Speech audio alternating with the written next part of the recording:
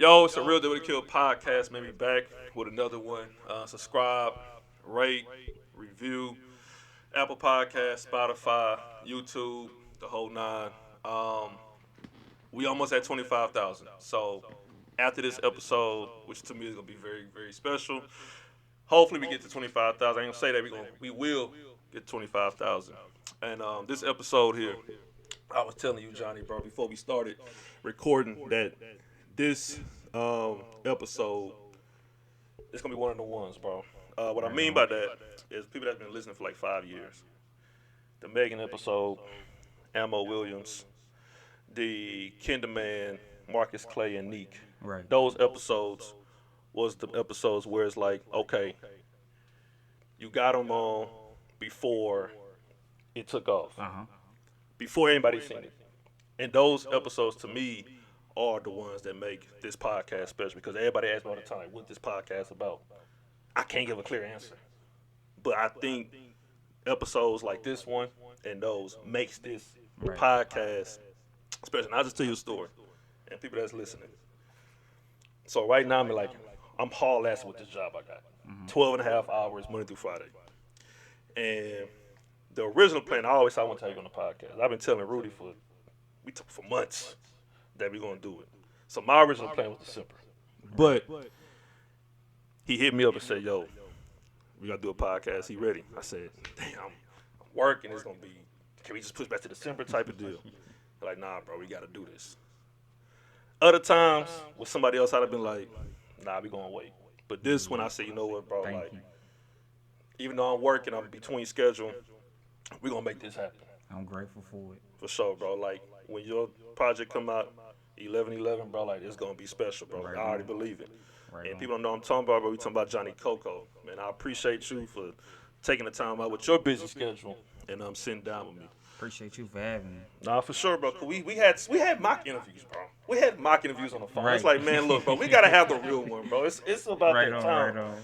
And I think this is gonna be great, bro. Just talk to me, bro. How you living? How you feeling, man? What's going on with you right now? I'm feeling blessed. Just steady grinding as usual. Yeah. Creating, staying creative, staying balanced, staying grounded. Yeah. All the good stuff. Still meditating every day. If not every day, every other day. Yeah. Keeping my mental balance for sure. Yeah, 'cause with the everything. fragrances in here is like, Yeah, I I got feel my it. frankincense going it's right some now. it's some meditation, be some yoga going on around here, bro, in the studio. But we in the studio. How does this feel for you, bro? Like on a as an artist, like I'm not, but for you making these songs, having your project come out and everything, like sometimes when it comes to artists being in the studio, it's like, okay, yeah, I'm here, 3 4 Right. 2 3 hours out the day. Yeah. What's the schedule like for you when you trying to Um, make some songs? Truthfully, I'm a night owl. Majority of the time, for the most part, I'll be recording myself at home. Yeah, But whenever I'm here at the studio, it's different. It's a different vibe. It's like it's a different, how would I say, form of locking in. right, Versus right, right. being at home in the living room or something. It's definitely, especially at Takeover, it's like a home aura. Yeah, So yeah, it's yeah. all the more easier and smoother too. Yeah. So And let's go back, bro. Let's go back to early childhood days because obviously, you being an artist now, but at some point you had to grow up to become that. right, Beaumont, Texas. right. Talk about growing up out there and that adjustment and growing up, and now we in Houston right now. Uh, Growing up in Beaumont, for me, from my perspective, it's a bit tricky. Like plenty of others, Mama kept me sheltered in the house for the majority, as much as she could. Working nights, really can't put too much emphasis on the curfew, but my pops helped with that. But I stayed a couple areas out there. Yeah. When we first moved there from Corpus, because that's where I'm born at, Okay. Corpus Christi. We moved out there to Beaumont, stayed in a rather tricky area, Right. I right. would say. Yeah. Yeah. Then moved around a bit, uh, met some characters. But overall, it's pretty smooth growing up out there in Beaumont. Yeah. But outside of doing music, what was the initial, if, let's say if you had one, the initial plan for you growing up? Was it always music, or Nah. was it sports, or was it something? What was it? Truthfully, I can't really say that I had a childhood dream, so to say, Yeah, that I really was stuck on carrying out my whole life. yeah. To be honest, I was one of those.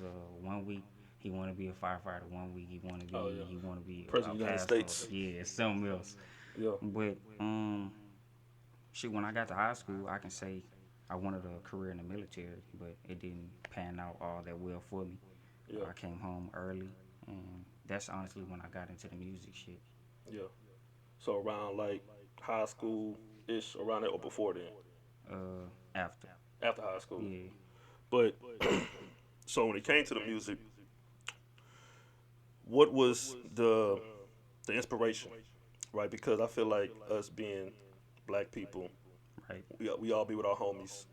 We all freestyle. right, We all can rap in some. We all try to rap in some sort of way, but we don't make it here to the studio, right? So right.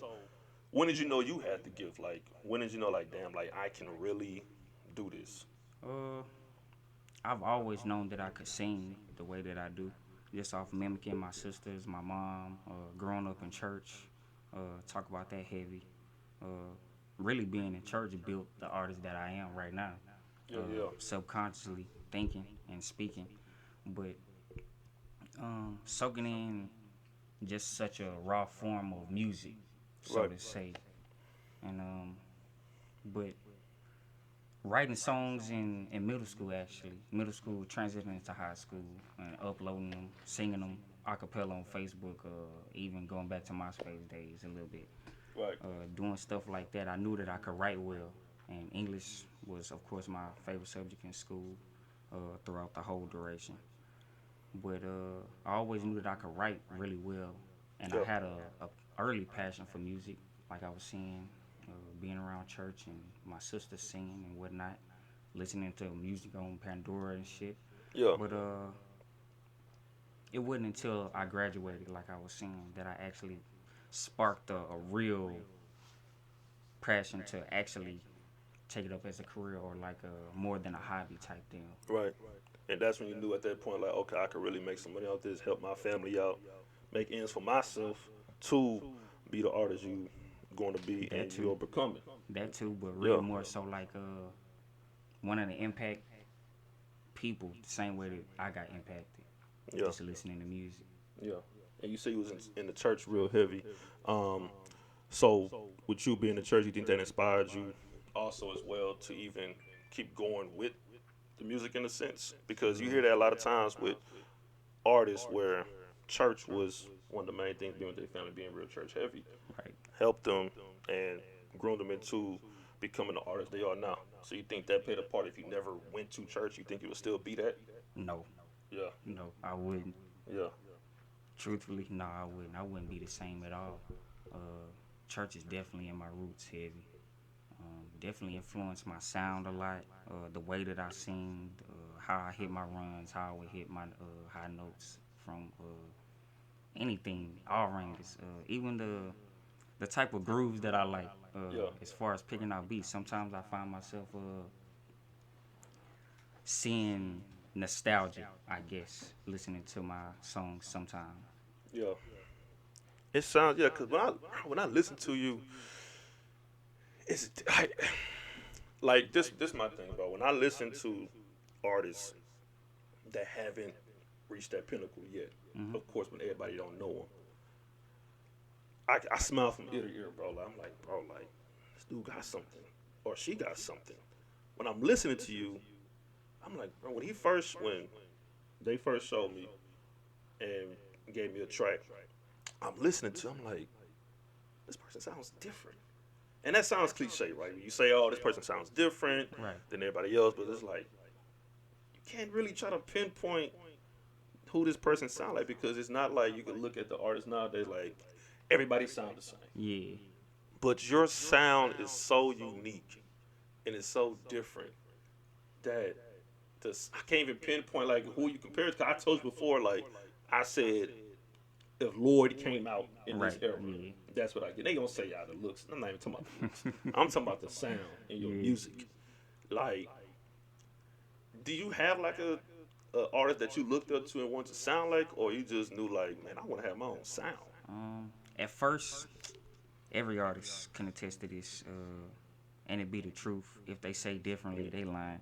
I'll Uh, talk we to the mic all a little try to, bit. we all try to emulate our predecessors of those that came before us. Right. If I had to choose, I definitely would be able to say from the era of Ray Charles, James Brown, them, Right. Etta James, all the way up to Kendrick Lamar, Russ, Yeah. Cole, Drake, of course, Wayne. Hmm. Um, a very broad list, honestly. My ears are very diverse. I don't discriminate against genres. I don't listen to heavy metal though, Yeah. but Yeah. um, Everything but heavy metal, basically. yeah, Yeah. So sometimes, like, I'm real big on music. Like, not even just one genre. Like, I'm the type of dude I would listen to music without lyrics. for sure. Yeah. Like electronics, but like when it comes to electronics, it's more so like you got different types. The smooth, type, not the EDM raving stuff, but like when I'm listening, and it's like, okay, I could just hear different sounds and different genres, well rounded. I think that's what makes an artist special is when the artists listen to more than just their genre. Right. When they're listening to uh, soft rock or instrumentals or alternative rock, all types, not just the typical hip hop and R&B.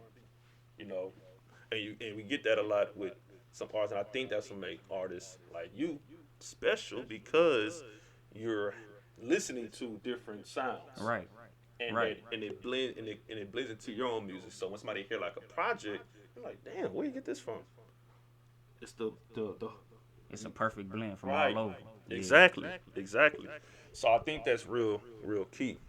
Um, but I just want to shift gears to a lot some other things you went, not even say you went through, but the whole taking that trip down to New York, Of course. going to Rockefeller or Rock Nation, Yeah.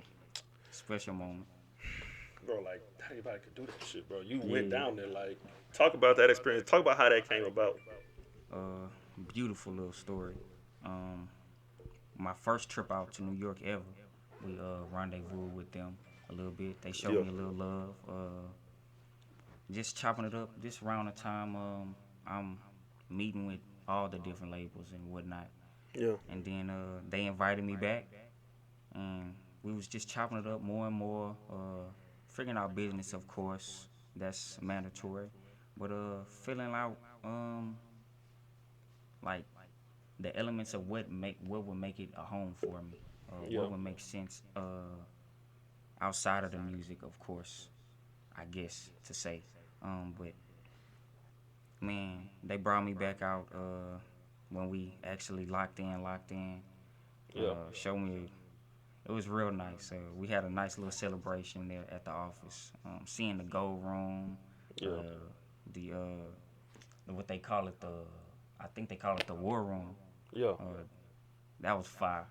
yeah. It's like a huge screen where they show everything like analytics from I think I seen a everything. snippet on social Yeah, media. yeah, Yeah. that was live. Um, What were some of the things like they told that you can talk about? Like what was some of the stuff they talked? Was it like expectations or anything that they said that just stuck out to you that you could even talk about? Expectations as far as what? Just far as like what they expect from you as an artist, because you're dealing with, you know, Rock Nation or let's Right. say, but any of them type of companies or record labels, they expect because there's so many artists that be Right. under these Yeah. labels and that you hear them, you be like, damn, what happened to them? It's Right. like I feel like they have this expectation on some of these artists, like they gotta sell this amount or do this, do that. Right. Did they explain that to you or not? Not really. Um, of course, that's always gonna be a talk of business, cause shoot, that's what we do it for, Right. right? But really not like any pressure for expectation. Um, but of course, we gonna do what we do, Right. regardless. Right. That's just in my nature. I'm a hustle naturally, so Right. we gon' we gonna shine for sure, regardless. Yeah. Just in the journey. But around those talks, everybody's definitely excited. I can feel the excitement and anticipation for Yeah. dropping future releases, and then even going forward after the EP drop, as Yeah. far as speaking on the album, just to stay there and not venture too far into the future. Right. But I can say my family over at the Rock is pretty excited for me Yeah. going forward. Like, I remember I seen the social media. You had the three hats Yeah. right there. It's like signing day a little bit. It was cool. It was pretty cool to me. But of course, you'll get some negative feedbacks and comments Right. under some stuff like that. Like, oh, he's picking signing day to choose his Yeah. some crazy stuff like that. What do you think about stuff like that, like the negativity? It's balance. Yeah. I mean, it's life. We Right. all Right. gotta live it. It's a journey. Where there's positive, there's gonna be negative. Where there's love, there's bound to be hate. Yeah. Use it as fuel the same way. Um, Hate is just love in denial. Right. Exactly. And that's just what when I saw, I was like, to me, I'm thinking it's cool because it's like, bro, like not everybody can have this opportunity of a lifetime, especially yourself. You Right. know what you can accomplish. You know when you get in the booth, it's like, okay, it's go time. Right. But I do want to ask this: Do you believe there? Do you believe in pressure? Um, from myself, Yeah. yeah. I mean, every now and then, I'm human. We all get a little taste of anxiety, but Yeah. that's why you take things day by day, step by step. Uh, I like to keep myself grounded on a daily basis to deal Right. with stuff like that. But pressure outside of myself, no, I don't feel it. I don't feel it too much. Yeah. Yeah. I could I could see that, bro. Cause like listening to you versus hearing you on a song is like soft spoken, humble, cool dude. Thank you. But then you get in that booth, it's like a dog come out. I'm like, man, it's like Right two. on. It's a. But you said it's a balance. Right. You can't be with you on the studio in like 24/7. Right. You know, it's like your cameras, you the artist. You know, so when you get inside the booth, I want to go back. I want to go back to the first song I heard, "On God." Like I think that's the song everybody probably hit you up about, Right. and seeing it do the numbers it did. Um, did you expect that song when you first recorded it to be what it was? Not to be arrogant, I did. For real? I did. I really did. Yeah. Um, it was just one of them ones. I mean, of course, every artist is gonna be biased naturally towards their music, um, especially when it's good and you Yeah. know it's good. Yeah. But it was something about On God that I knew was gonna take my career to the next level that I was seeking out for. Right. So I can say, yeah, Yeah. I did. But talk to me about this, bro? Because everybody think they're artists. Right. I can't tell you how many DMs I get about some artists trying to be on the podcast. Bro. Like I know when somebody's serious, and you still coming up. Like you haven't hit your prime yet. Right. You know what I'm saying? You still gonna be a couple of EPs, albums, and then not everybody gonna know you. Right. What does it take for an artist to be an artist though? Because like I said earlier, all of us freestyle with the homies. When we Right. out, we turning up, we hear a beat come on, we got a couple of drinks tequila in us. We lit. You know what I'm saying? We Yeah. freestyling and we think we doing something, but we're not. What does it take to be a true artist? Like the I'm not trying to overflow with too much I'm saying, but I know what you when it, mean, though. yeah, when it I comes feel to where you're like coming from. yeah, One, it takes passion. right, Without passion, you'll burn out fast doing this type of stuff or yeah, anything creative, really. right. But I'll keep talking. I'm gonna turn it back. You next keep talking. thing would definitely be consistency. You got to be consistent with your passion. Otherwise, you'll still burn out. You'll burn out quick. Um, just within the past year, I've seen so many come and go, and I'm still up and coming, like you said. And to still see those that quit, those that they start off strong, but they don't quite have it in them to keep running. Like Nip said, it's a marathon. Yeah, Um, it's not a sprint. yeah, And a lot of uh, I wouldn't call them artists. Right. It's a debate on rappers, singers, and opportunists. Yeah. Or you have artists, those that um, they live in the music. We live in the music. Um, we breathe music. Yeah. We sleep. It's music. Um, Yeah. everything.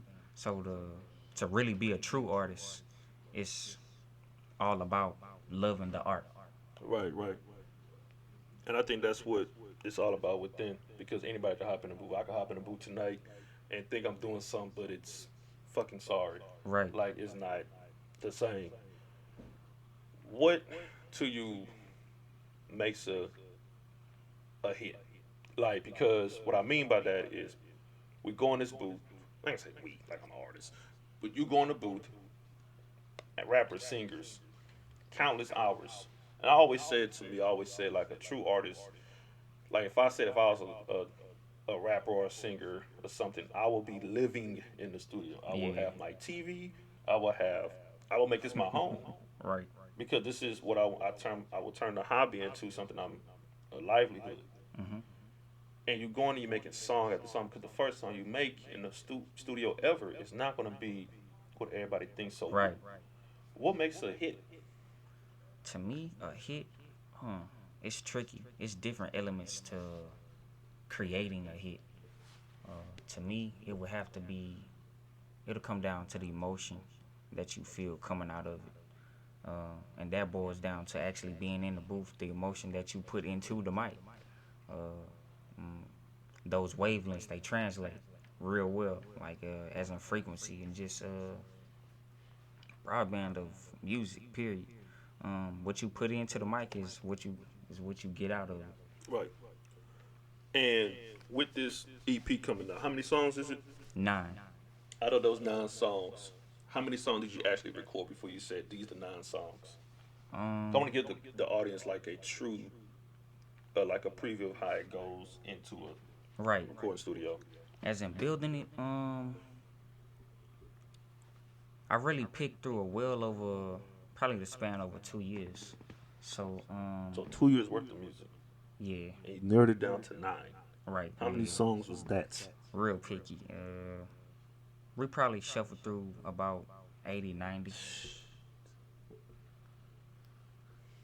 90 But songs. You said these the 9. yeah, but it's other elements that go into it too, I get it. if I'm being honest. I get it. Like cohesiveness, which Right. ones would fit well together, Right. as far as message, what I'm trying to say, or stuff like that. Yeah. And then the time, like you said, 2 years. The world changes a lot in 2 years. Like sound of For music sure, changes in 2 years. for sure. Any of these 9 songs was they recorded 2 years ago? Yeah. Prayerful thoughts. What else? Um, dang.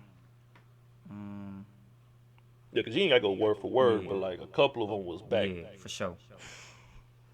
Yeah, that's dedication. Right on. You know, because you hear some stories where guys like, man, I made my album in 15 minutes. It's like, come on, man. Like, Yeah, some of them be capping, you know, but you can't just it's make definitely possible. But yeah. Do you say people got, and do you do your writing too? right, So you yeah, doing your writing, you jotting it down. You got some people that say, I recorded this song in the back of a Bentley truck, or I did this. It's like, come on, man. Like, yeah. let's stop it. Let's stop it. But I do want to ask this question though. For you, what is success to you? Success, success has many forms. Um, success, to me, it definitely wouldn't be anything that's monetary or financial based. It wouldn't be status based. Probably when I know for sure that I'm impacting culture, that'll be when I know I'm successful. When I'm impacting culture, or my motion is having an effect of heavy opinions, or like when the hate is I, for real, I, I about to then say I that. know I was I'm hoping doing you something said that. right. I know Yeah, I'm doing something right then. yeah, But on a positive note, success,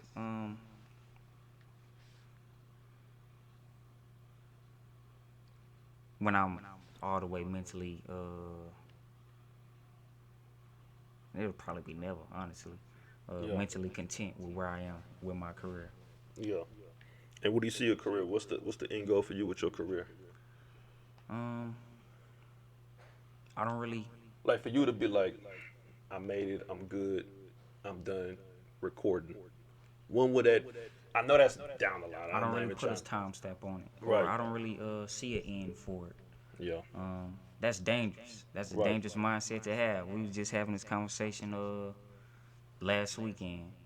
That's a dangerous mindset to have. You always want to just go through your journey without fear of it, or trying to see the end goal. Now you focused on, you're not really living in the moment In the or moment. for Yeah. your present. Yeah.